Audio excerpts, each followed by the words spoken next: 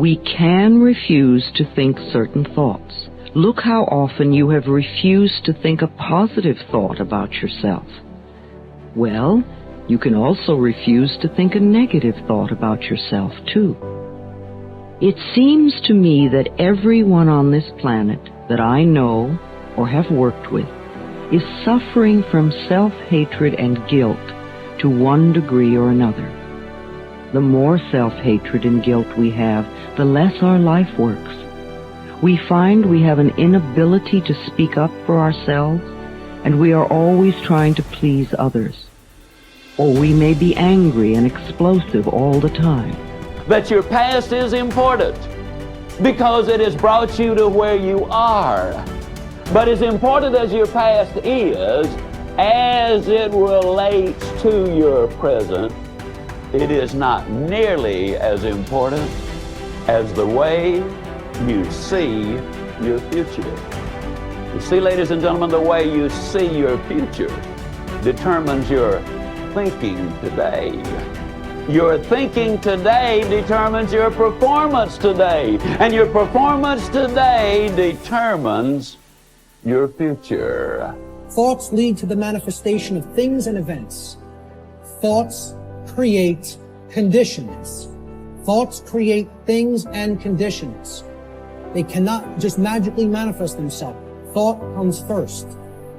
Thoughts create our state of existence and the quality of our experience here on earth, ultimately.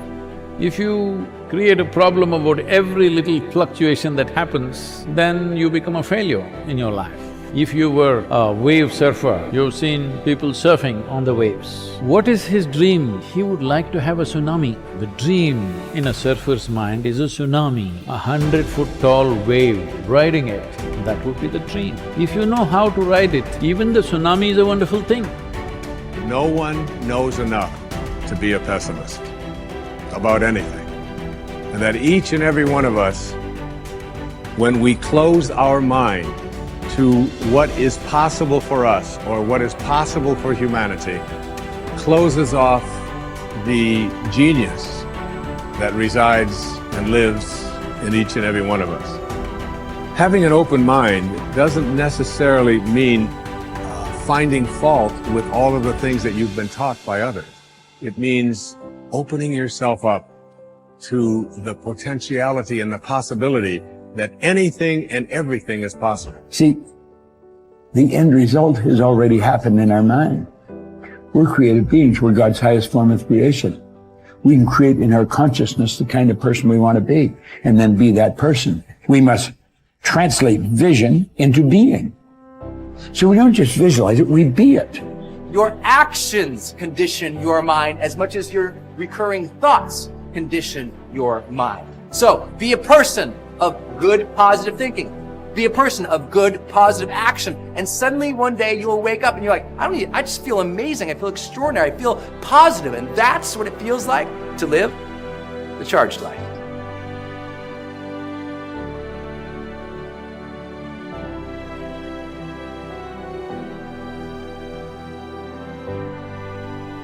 The seat of the will is the conscious and the subconscious mind. That's where the will lives. It lives in the heart. Your heart is your subconscious mind, and your subconscious mind is the seat of control for your life. Then you got two minds, in case you don't know. You got a conscious mind and a subconscious mind. Sub means below. So you got a mind that is always conscious, but then you got a mind beneath that that is not always conscious, but it's deeper and more important than your conscious mind. And your conscious mind feeds your subconscious mind information.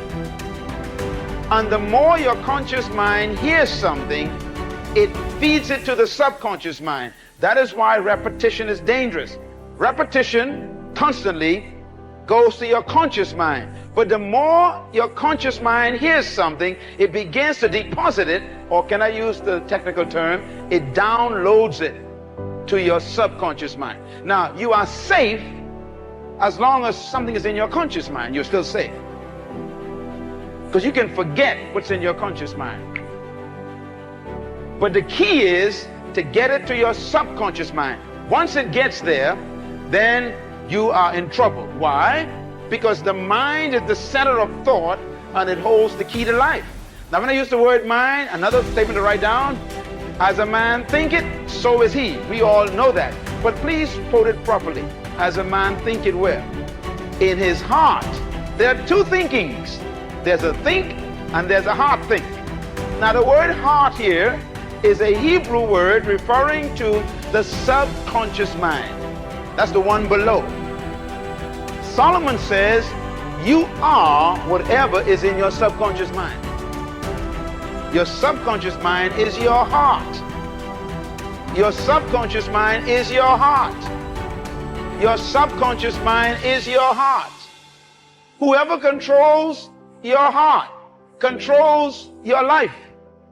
Whoever can get enough information into your subconscious mind will control you. Because as a man thinketh in his heart, that's the man. So if you want to control the man, all you've got to do is control his heart. And how do you control his heart?